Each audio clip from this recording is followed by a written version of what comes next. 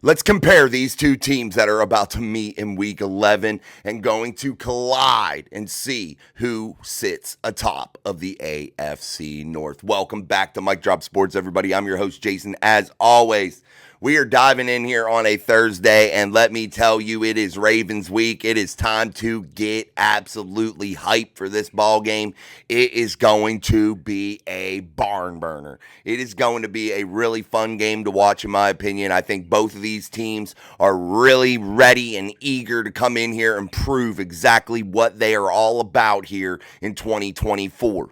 Now, again, the Baltimore Ravens have a lot more to lose right now than the Pittsburgh Steelers, considering their conference record and their divisional record. If the Steelers can hand the Baltimore Ravens another loss, that is a major setback for this Ravens football team, and it's going to start to really pile up on them, and it's going to be a little bit harder for them to claw up out of it to attempt to maybe possibly win this division. If the Steelers were to win, they could really put a chokehold on this division early here in the 2024 season with many divisional games remaining.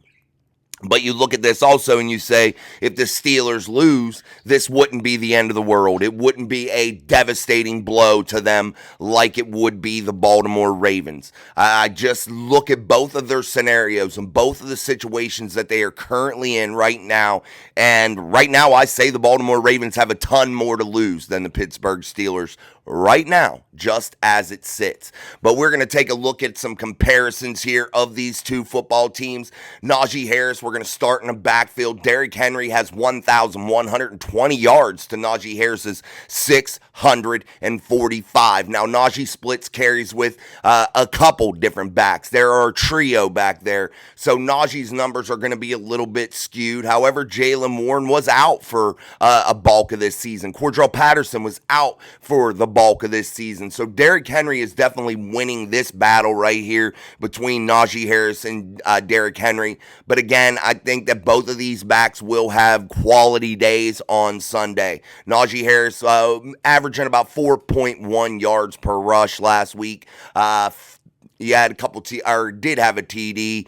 So yeah, that's where Najee's sitting right now. Derrick Henry right now is averaging 184 yards, 6.1 average, 12 touchdowns on the season. Najee only has 3 touchdowns for this season so far. Then you're looking at George Pickens and Zay Flowers, the two big-name wide receivers, and you're looking at 50 receptions, 13.8-yard average, and 3 TDs for Zay Flowers, as Pickens now only has 40 catches, averaging 16 yards a catch for 2 TDs. Their yardage is about the same. Zay has a little bit more, 688 to George Pickens, 639. But you are just now starting to get that ball pushed down the field a lot more for the Pittsburgh Steelers in these last 3 games under Russell Wilson. Now, we won't dive into Russell's numbers really because he only played 3 games so far. Justin, yeah, he threw for 1,106 yards, 5 TDs, 1 interception, averaged about 184 yards a game. But then you look at Lamar Jackson so far this season, 2,669 yards, averaging 266.9 yards per game, 24 touchdowns to 2 interceptions. Lamar Jackson is having a good year, but when he is faced with adversity, he crumbles. That's when he's not getting it done, in my opinion. That's just exactly, sometimes he will, but occasionally, and more likely than not, he doesn't get it done there. Let's talk about the teams as a whole, and we're going to talk about points scored per game. The Ravens are ranking first with their offense right now, averaging 31.8 points per game for the Baltimore Ravens, and then the Pittsburgh Steelers just sitting outside of the top 10 in 12th place with 23.9 points per game, and that averages went up dramatically here while Russell Wilson has been up at the helm, either getting 230 or over 30 or almost 230 here in every game that he's started, and that's a refreshing thing for the Pittsburgh Steelers. So they have drastically changed here over the last 3 weeks and during their bye.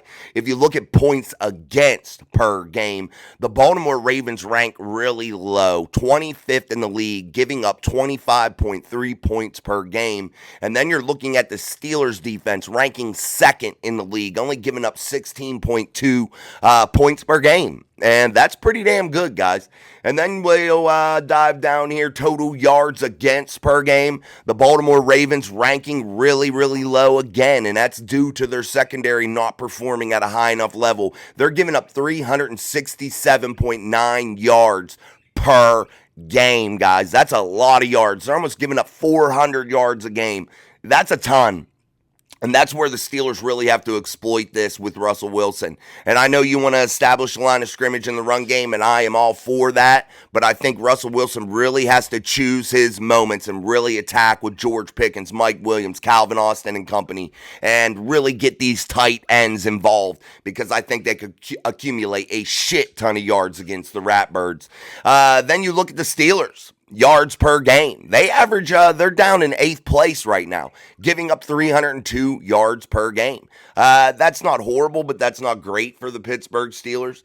You get total yards per game. That's the Baltimore Ravens in first place in this NFL league, 440.2, and the Steelers ranking 18 with 326.3 yards per game. Let's go down to some more of these numbers. Passing yards per game, the Ravens are ranking third behind Lamar Jackson, 257.6 yards per game. And the Steelers rank super low right now with 188 yards per game in the pass game. That, I think, doesn't really tell the tale of what this Pittsburgh Steelers team is able to do, considering they're picking their spots. Russell Wilson throwing the ball around 25 times a game, per se, in the majority of his starts. And they're not attempting to just pitch it all over the field the whole game. They are trying to establish that Steeler way of winning: run, defense, special teams, and hit the big splash plays. That's the formula they live by under Mike Tomlin. Whether you like it or not, that's how they roll. Rushing yards, though, per game, you have this giving up rushing yards per game. The Ravens rank first, giving up 73 yards a game, and the Steelers rank fourth, giving up 87. And passing yards per game against, and the Baltimore Ravens defense is giving up 294.9 per game. And that's 32nd in the league. Now, the Steelers aren't a ton better. They rank 19th in the league, giving up 215.56 yards per game. So that's big. But rushing yards, that's the big one there. The Baltimore Ravens can play the run, but the pass game is really hurting them.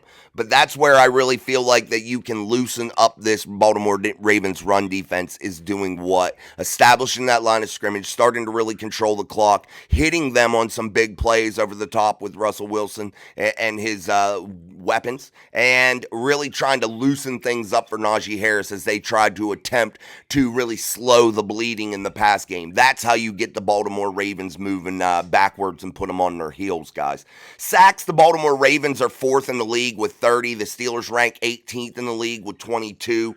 Rushing yards per game, they're first in the league, guys. The Baltimore Ravens and Derrick Henry are leading the league with 182.6 yards per game average for rushing yards. The Steelers are eighth in the league with 138.3. So both teams run the football relatively well. The Ravens run it at an exceptional level with Lamar Jackson, with Derrick Henry. Time of possession is the big one, guys, in my opinion. I think it tells the tale of a lot of what games or what's going on in these football games. And right now, the Baltimore Ravens rank 10th in time of possession, 31.16. 31 minutes, 16 seconds average per game. And the Steelers sit 6th in the league. So the Ravens rank 10th in time of possession. The Steelers are 6th in time of possession with 32 minutes and 12 seconds per game. That's pretty good if you ask me. And I think the Steelers are going to continue to try to climb that ladder and try to get to that first place ranking in terms of time of possession. That's really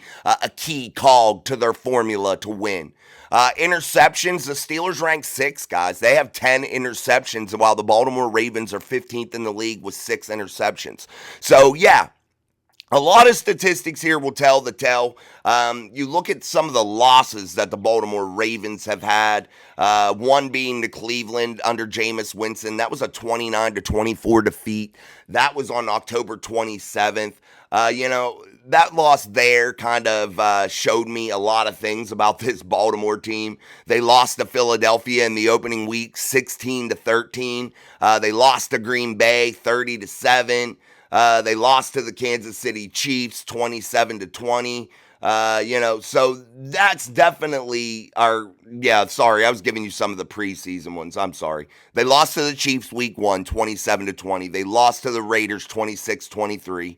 They lost to the Browns 29-24, and that rounds out their losses for the season right now. And then you look at some of their wins where they've really poured it on and scored a lot of points. They barely beat the Dallas Cowboys. The Steelers lost to the Cowboys.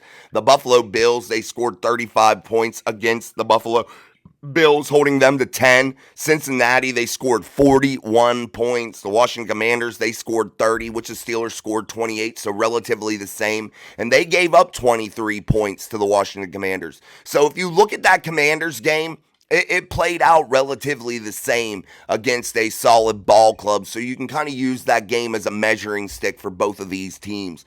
They beat Tampa Bay 41-31. They gave up 31 points to Baker Mayfield in that offense, and they scored 41 points. However, it was a tighter game, They weren't able to put those big numbers up against the Browns. Like I said, losing 29-24. Denver, they won 41-10. And then they beat Cincinnati in a nail-biter that I think they should have lost 35-34. So that rounds out everything for the Baltimore Ravens. And I have to say this, guys, giving you those statistics. The Pittsburgh Steelers, in my opinion, this is all about matchups in this league, guys. It's all about matchups. And right now, if you look at this game as in totality, you look at all three phases of the game, I think the Steelers win in two phases of this game. I think defensively, they are better than the Ravens. I think special teams wise, they are better than the Ravens. And offensively, they aren't that much worse than the Ravens. And the Ravens are a little bit special on offense. They can put up some points. But where I think this game comes down to it, really, is which defense is going to be able to get a couple timely stops. And that's what it's going to take. Both teams are going to score, guys. But I think that the Steelers are going to be a little bit better defensively to where they are going to come up with a couple extra stops that the Ravens aren't going to be able to get because of the way they bleed in the back end of that defense. They lack communication. They lack coverage skills in terms of their scheme and what's going on back there. Then you look at that special teams unit, and Justin Tucker hasn't been Justin Tucker. He has missed several from 50 plus, and he's just not been that epitome of consistency that you've known from him for many, many years. So I really am going to say this, guys. I know it's +3, -3 for the Baltimore Ravens, for the Steelers. +3, Baltimore Ravens -3. This is an Acrisure Stadium. I'm going to give the edge to the Steelers here. And I don't think they win by much, but I'm going to go ahead and give you my score prediction now. And I've taken everything into account, and I think that this ball game ends up 28-27 Steelers. I know that is razor thin, guys, but I think that that's exactly what it's going to come down to here in a big AFC North matchup. I think it comes down to the waning moments, and Lamar Jackson throws an interception to Minkah Fitzpatrick gets it done, gets back on the stat sheet with a big interception. I think he makes that fatal error throwing toward Minkah Fitzpatrick late in the ball game, and I think that's what ices this game. I could see Russell Wilson throwing for about 250 yards passing, a couple passing TDs, 2 or 3. I could see Najee Harris contributing with 1, maybe Jaylen Warren with 1. That's how I can see this scoring going. My players to watch for this week are Russell Wilson. I think he is going to have a nice day for the Pittsburgh Steelers. I think he will get the ball out fast. I think he will use the action game to his advantage and really take advantage of that Baltimore secondary. My other player to watch is Mike Williams in his second week after catching that big touchdown pass in Washington to win the game for the Steelers. I could see Mike Williams being a major contributor. Now, he's not going to get a shit ton of snaps. I think he sees 40% of the snaps this week in week 11. But I think those snaps will end up being significant. I think he will come up with 3 to 5 catches, and I think he will come up with a touchdown. I think that his day will be nice. George Pickens will be George Pickens. But my player to watch on defense this week is Minkah Fitzpatrick. I just don't think Lamar Jackson has the ability to not go near Minkah Fitzpatrick. I think he will push the issue, and I think Minkah will take advantage. So my player to watch defensively, Minkah Fitzpatrick, and my 2 players to watch offensively are Russell Wilson and Mike Williams. So that's how I think this all rounds out, and Chris Boswell could have a nice day too. So that's it, guys. Here we are on a Thursday. Make sure you join us tonight for our live show. I'll be live about 7:30 p.m. Eastern Standard Time for Steel City, live only here on Mike Drop Sports. I appreciate so many new subscribers last night. The viewership, it was awesome. But you guys got to like, share, and subscribe. That is what gets this thing moving, man. And you guys are the key to the puzzle. So make sure you guys do that. I'm very appreciative of your efforts. And until tonight, I'm Jason. This is Mike Drop Sports. Peace, my friends. See ya.